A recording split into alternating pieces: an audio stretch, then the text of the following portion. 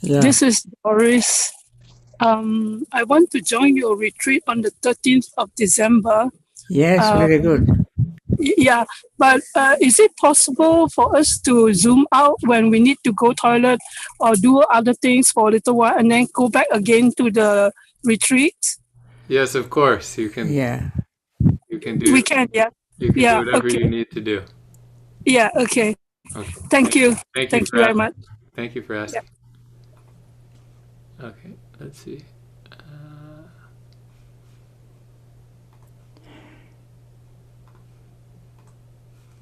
Oh no. With all There it this. is. Okay, got it. Got it. Okay, Bhante. Okay, let us begin our practice, metta practice. We sit in a comfortable posture and recite metta recital. May all beings be happy and secure. May all beings have happy minds. Whatever living beings there may be, without exception, weak or strong, long, large, medium, short, subtle or gross, visible or invisible, living near or far, born or coming to birth, may all beings have happy minds. Let no one deceive another, nor despise anyone anywhere. Neither from anger nor ill will should anyone wish harm to another. As a mother would risk her own life to protect her only child, even so towards all living beings one should cultivate a boundless heart. One should cultivate for all the world a heart of boundless loving friendliness, above, below, and all around, unobstructed, without hate or resentment, whether standing, walking, sitting, lying down, or whenever awake.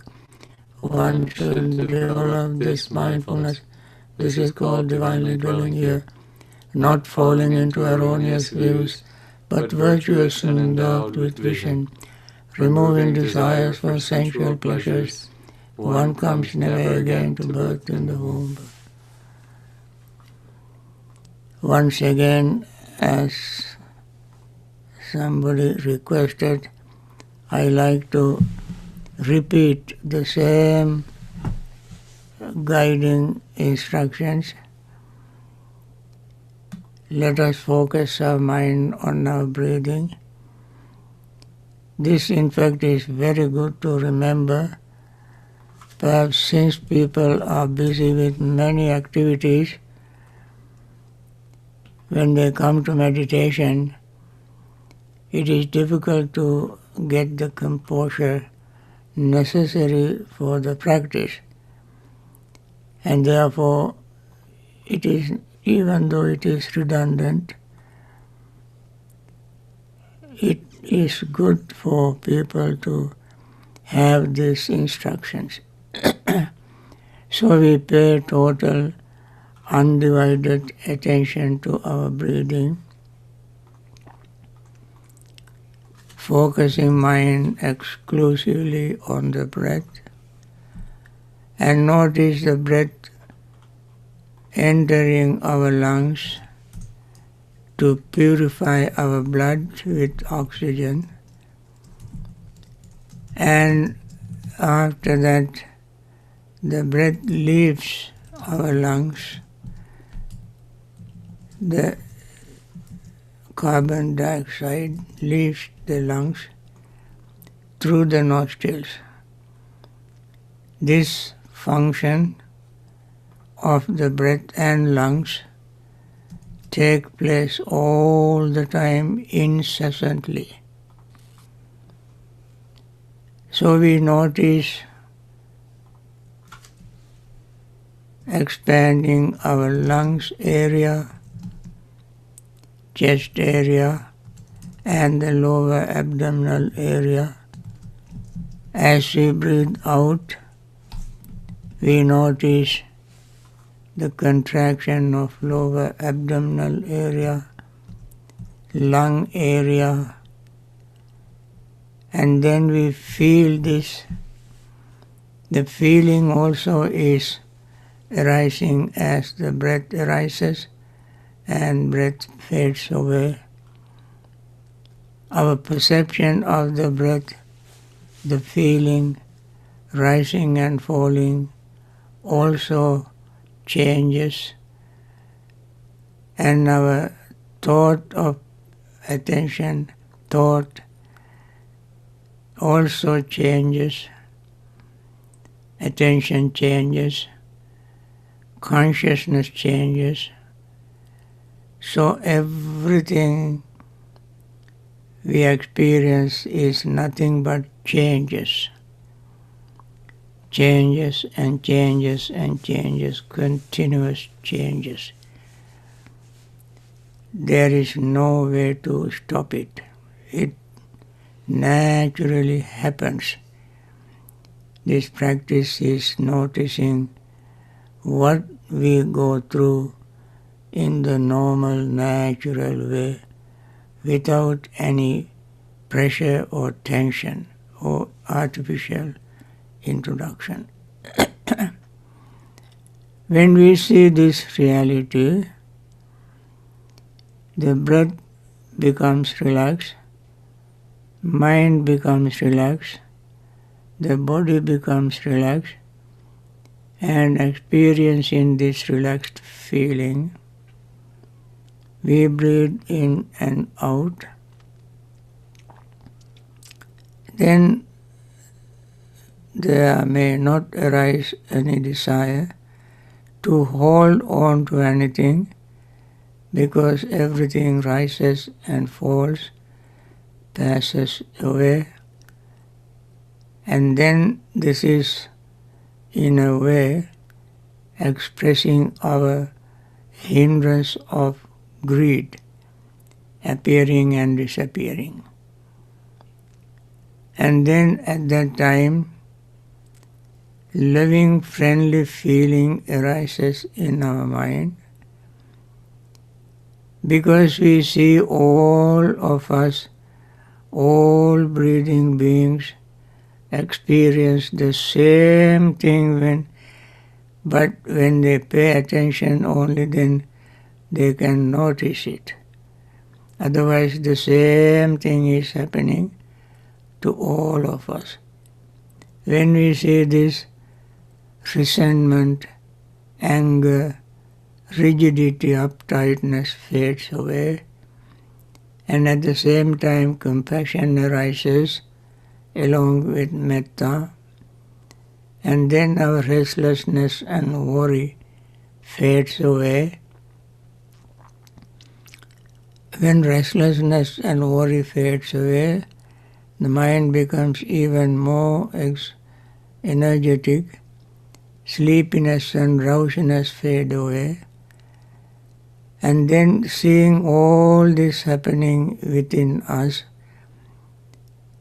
our doubt of the practice, doubt of this teaching, doubt of our any uncertainty regarding anything will fade away, because we see exact truth that is happening to us and to everybody else in the breathing world. And then the mind gains certain degree of joy, and this joy increases by degrees, and then we get tranquility, which is called passaddhi. As we mentioned yesterday, kaya passaddhi, chitta passaddhi, tranquility of the body and tranquility of the mind. Tranquility of the body is the tranquilizing our breathing, which is called bodily conditioner.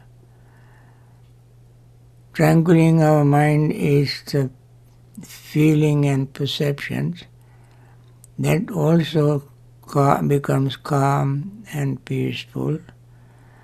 When everything is calm, peaceful, we gain concentration. The concentration itself is not anything static. Within concentration, we see minutest changes. We call it concentration because it is a common center, common center in which or at which everything passes, everything arises. Feeling arises, perception arises, thoughts arises, consciousness arises and vanish. Arising and vanishing, arising and vanishing, arising and vanishing. Everything in that center. And then the mind remains on that center, changing itself. The mind also is changing. While noticing it changing, while experiencing it changes, while seeing things changing, it changes. So you see changing everything, including the time. This is a very beautiful way of seeing concentration very actively with mindfulness. When we have this, where we have mindfulness and concentration join hands, shake hands, we get concentration and at the same time become mindful. All work together very beautifully, harmoniously, and try to experience this as it happens.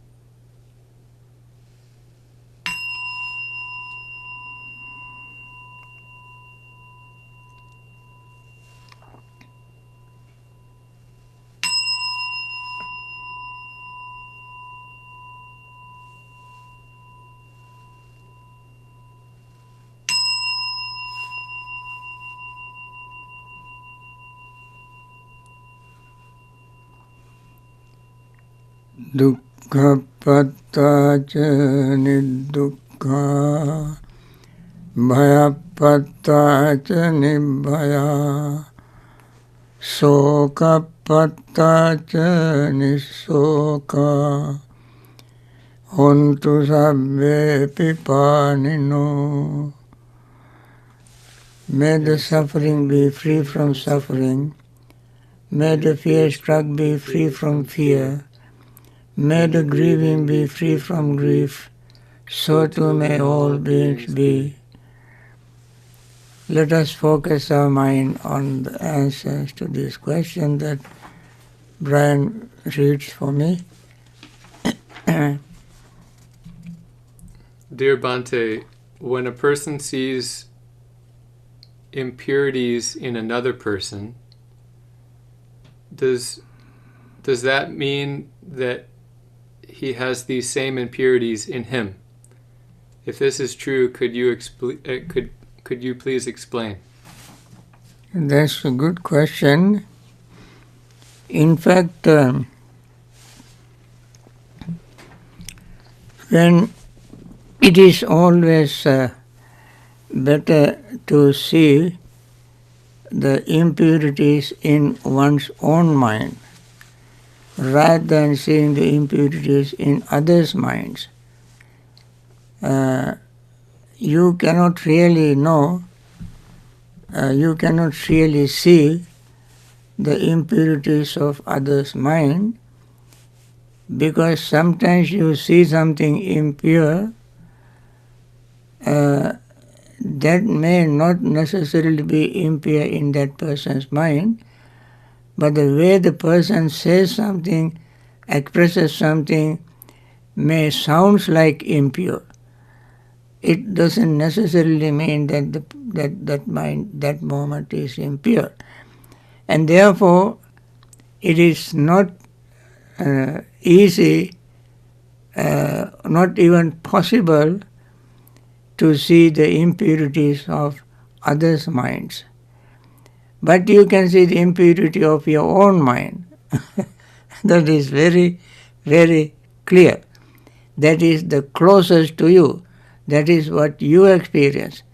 Normally people think, so and so think in such and such a way about me.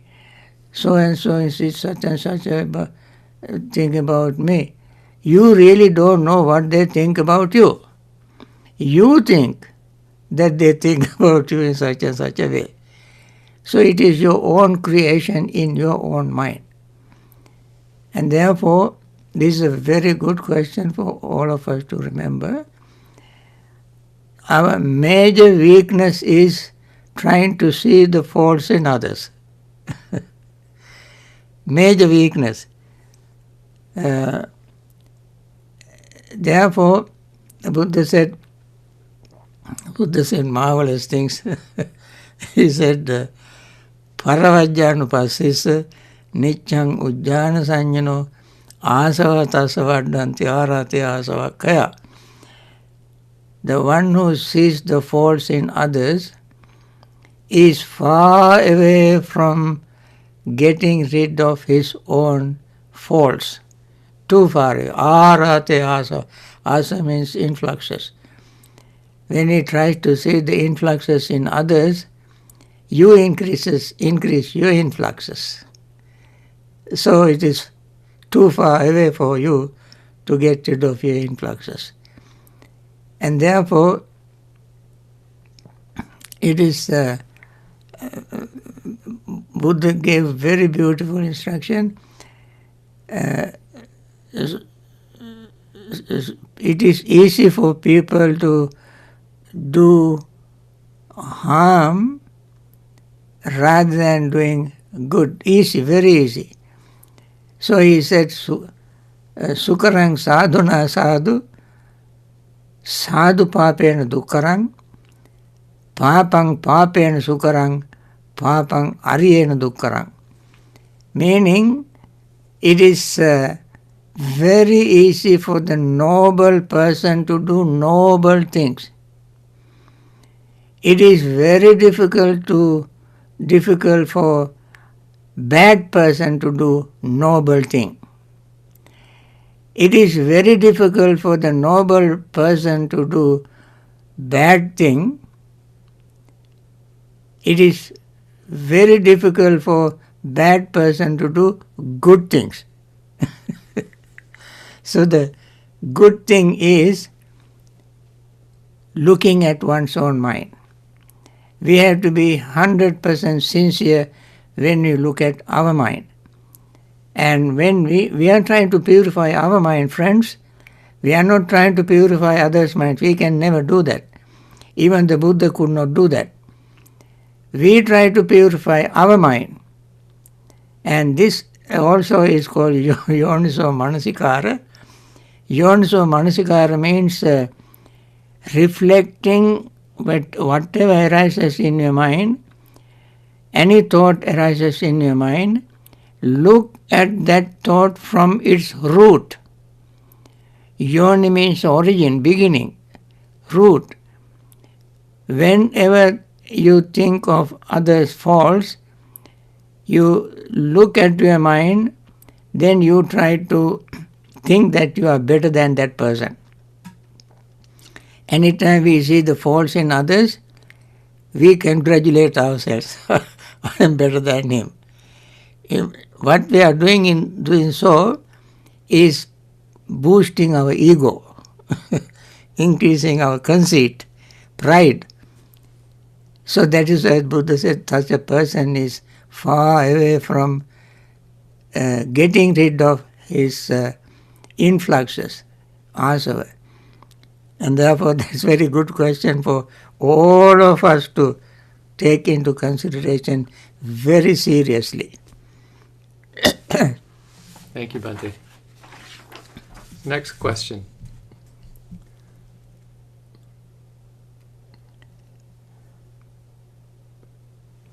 Bhante, what I am practicing, is it that I am choosing to focus on one of the four foundations of mindfulness, feelings, and besides watching my feelings, I am also watching my mind as well. Is that correct?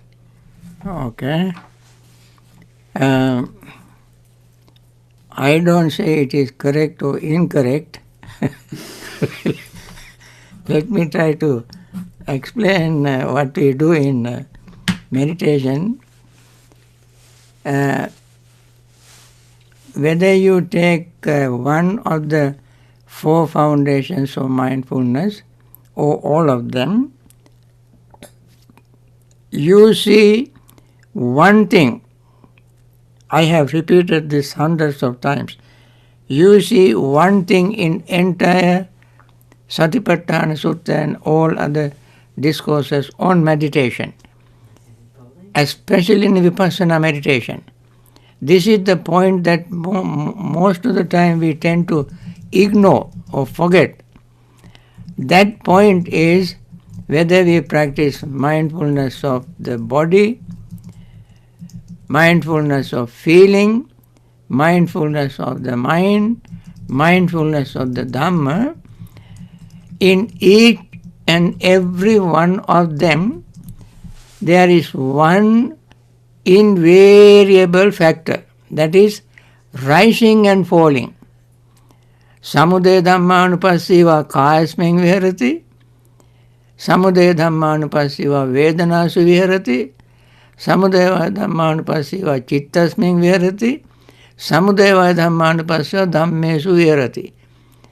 This sentence is repeated 21 times in this discourse. Why it is repeated so many times? Because that is the core, central point of this meditation. Rising and falling, appearing and disappearing. Even if you take, it is very much like when you want to determine certain things by using genes of somebody. You don't have to cut up the whole body. You take only one little cell. And from that thing you can find the gene of that person. from where the gene comes from. Similarly, in Vipassana meditation, you take one gene, take one aspect, one point. In that point you can see rising and falling, appearing and disappearing. So, Buddha has given so many examples in these 4 foundations of mindfulness. All these are given complete things for people to choose. And then the person must see this particular essential core of Vipassana meditation. What is the core of Vipassana meditation? Is seeing impermanence. Seeing impermanence. I mentioned this morning in my instructions, or the guided meditation instructions. I said that when we gain concentration, even in that concentrated state of mind, what we really see, our consciousness, our feeling, perceptions, thoughts, bodily parts, elements, all are constantly changing in a very rapid speed. Very rapid speed. And that you cannot avoid that. You cannot run away from that. So when everything this is called command center for all of the meeting point. Everything meet in that point, like a universal joint in an engine in your car. All parts join. And that is where you can see things are changing even more deeply, more clearly, more rapidly in a minutest way. So that is the thing we have to remember in mind. Remember, in any Vipassana practice, if you take any subject to practice, until you see this particular thing, your Vipassana meditation is not clear, not perfect. Why we do that? Why we want to see this? Because of not seeing that, we cling to something. We think of clinging to something. Since we do not see this point, we may develop hatred, anger, resentment. If you don't see this point very clearly, you create animosity. So many things we create. Greed we create, hatred we create, delusion we create in our mind by not seeing this very particular point. When we see this point, all this vanish from our mind. This is how we clean our attic, clean our mind. And therefore, it doesn't matter which part you practice, mindfulness of body or feeling, mind or mental objects. Take one of them very carefully and very mindfully. Keep paying total attention, focus your attention on that all the time. You definitely will see this point very clearly in that particular thing that you focus your mind. Okay? Thank you, Bhante. Next question. How to deal with feelings of anger, jealousy, rejection, possessiveness, and attachment in a non-monogamous relationship?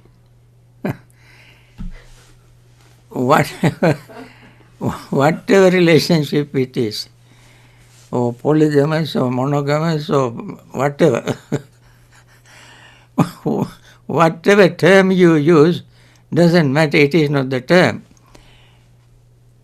But what you have to see, as I just finished saying, looking at your mind, people ask me all sorts of questions regarding their relationship with one another. Whatever relationship you have, you look at your mind, whether this relationship increases your greed, hatred, or delusion, or non-greed, non-hatred, non-delusion. So, that is the central point we have to remember, central thing we have to remember. All other details, whatever details you may bring up, all of them is marked with this central point. Everything is very clearly marked with this important point called impermanence. Greed, hatred, and delusion. Whatever relationship, don't get offended when I say this. Don't think that I'm very negative, very pessimistic, but I'm talking not pessimism or optimism, I'm talking about a realistic way of looking at life, looking at our mind, honestly, sincerely, fairly, and squarely, without any excuses, without any reasons. Just keep looking at the mind to see what is going on in your mind, not regarding other person or something happened in the past, something going to happen in the future. And what is happening right now, this very moment, depending on various factors and conditions, that is what is called dependent origination. So, I don't think I confused your question, or I try to confuse you trying to answer your question. I try to make it very clear for you to understand what we do in meditation. Okay? Thank you, Bhante.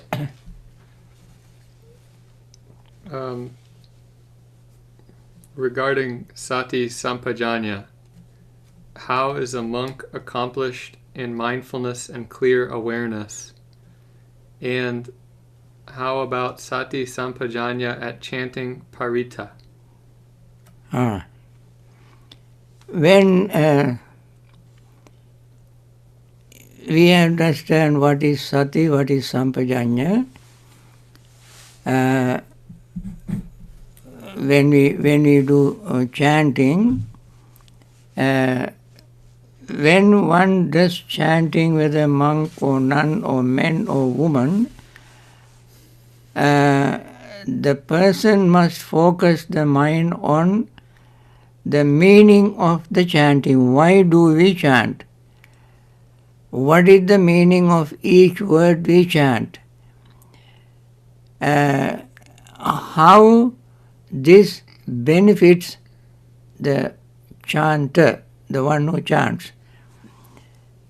We have to understand. First thing is, we have to be very devoted, respectful, and the object that we keep in mind when we do the chanting. Secondly, while chanting, we must know the exact quality that we bring into our mind, and quality of the person, the object, we must bring into our mind. We are not chanting for the sake of chanting. We are chanting in order to bring us the awareness, understanding, noble qualities of the object. And while chanting, we think, how can I get that quality in myself? How can I acquire it? How can I possess it? How can I develop that particular quality? And also, this quality comes from an individual who has 100% cleansed his mind. That person, that individual, whom we keep in mind when we do chanting, using his qualities, we must remember the reason why we chant is because this is a very rare thing and difficult thing, the noblest thing that one can acquire. And that individual, suppose we do chanting in, you're asking about the Buddhist monks, so Buddhist monks or nuns or laymen or laywomen, when they do chanting, their focus is the Buddha. And in our understanding, we don't see any human weaknesses in the Buddha. Any weakness. He always represents the purity and clarity and wisdom, compassion. And this is a very difficult thing for somebody to acquire.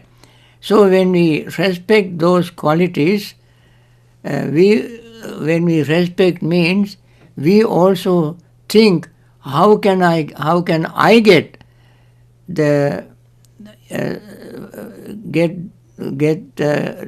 to chance to practice this, to achieve this state, at least, if not at least some of it, how can I get?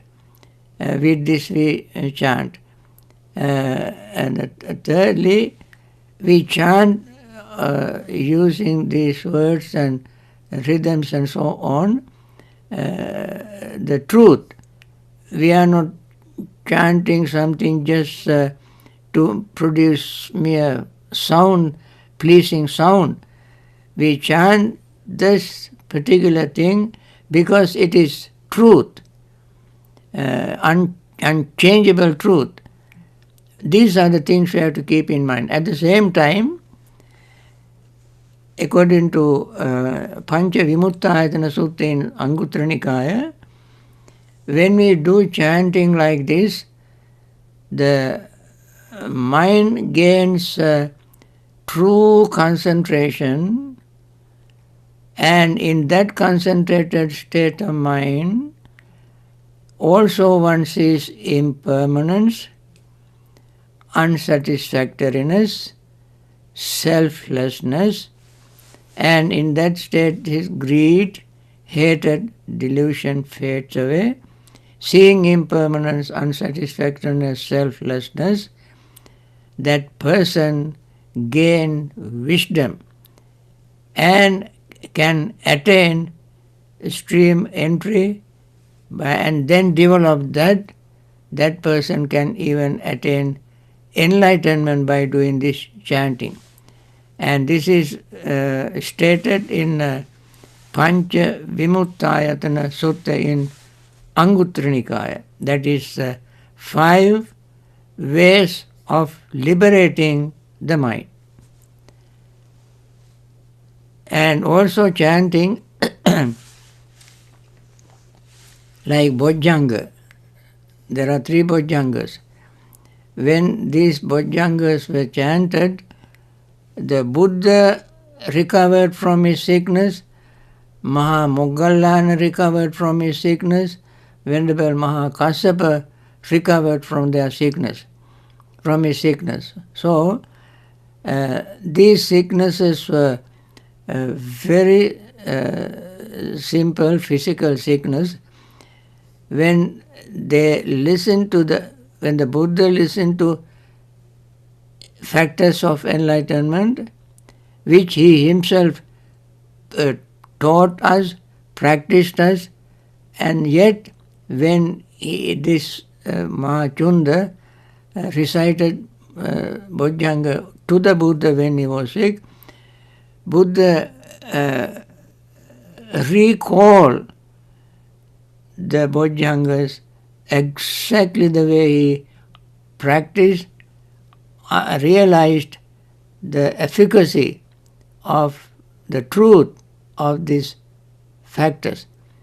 That created, definitely generated positive hormones which which circulated all over the body, and all the sick cells got these positive hormones and he got cured. The same thing happened to Mahamoggalana and Mahakassapa. And same thing can happen even to us if we are in that frame of mind, listening to these discourses. And that is so many things can happen when we do the chanting in this pure way. Any other question?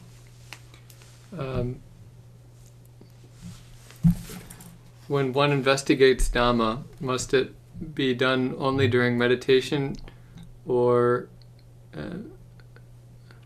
may we contemplate here and there during daily interactions and during free time? Okay. You contemplate the Dhamma whenever you contemplate on Dhamma, that time you are meditating on that particular aspect, Dhamma. And that time you are meditating. It is not that you meditate to do that, or you do it to meditate. That is the thing you have to remember. Whenever you do it, think of it, that moment you meditate. And when you sit to meditate, also you meditate on that. But any other time, you think of them, that moment you are meditating on that particular subject. So you don't have to sit in one place while you are working, while you are walking, while you are discussing Dhamma and reflecting on these qualities. That moment you are practicing meditation. Meditation is not something we do only in sitting. We can meditate especially Vipassana meditation we can do in any posture, any time, so long as we get into the right practice. Seeing, for instance, while I'm talking, now I'm talking. While talking, I feel my sound, and I understand that I feel that sound is disappearing, impermanence. My feeling is impermanent, my thoughts are disappearing, impermanent, voice appearing and disappearing, it's impermanent, and so forth. While being impermanence, completely engulfed in impermanence, I can teach, I can talk. Then I am talking in meditation. What meditation? Vipassana meditation. Knowing that everything is changing, I do what I do. That is meditation. So we can do this more intensely when we are in silence. We can do it more clearly when we are in silence. So friends, for Vipassana meditation, we have to understand Vipassana meditation is seeing in a very special way. Vipassana means seeing in a very special way. A special way is not seeing with our eyes, seeing with our wisdom, with wisdom. Oops. So that is what we do in our practice. So let us try to do that in our practice anytime. So with this, friends, I want to end this morning session. I will give one more talk tomorrow, and day after tomorrow there will not be time to answer questions, because day after tomorrow we have all day retreat beginning on day after tomorrow, Sunday, the 13th, and the schedule is here on the screen that Brian so kindly put on the screen. For smartly he put it on the screen, I should say. So friends, with this I want to end this morning session, and we want to conclude this session as usual, wishing all those who are suffering be free from suffering very quickly and return to their regular life to continue their Dhamma work and live long in very, very good health and peace and happiness. And there are many very wonderful, compassionate, diligent, understanding people like doctors, nurses, hospital staffs who are sacrificing their own life, their own comfort, risking their own life to help people. I have seen sometimes doctors, nurses, hospital staffs are in tears when they see their patient passing away. So that shows how wonderful these people's hearts are. So we want to wish them on our part to be free from this effect in this from this virus and not get infected from any of these viruses and continue their wonderful service in very good health and live long in very good health and peace and happiness. There are many people who have lost their relatives and they were grieving. We want to wish them to be free from grief and continue their Dhamma work, meditation, understanding, and then liberate themselves from samsaric suffering. And there are many leaders who are very hardly trying to promote the currently discovered vaccine for the benefit of these millions of people, and we want to wish them to be successful in doing so very quickly. And there are very generous people who have contributed to making this vaccine available, and we want to wish them to be free from pain and suffering and liberate themselves from samsaric suffering. And with this metta thought, let us end this morning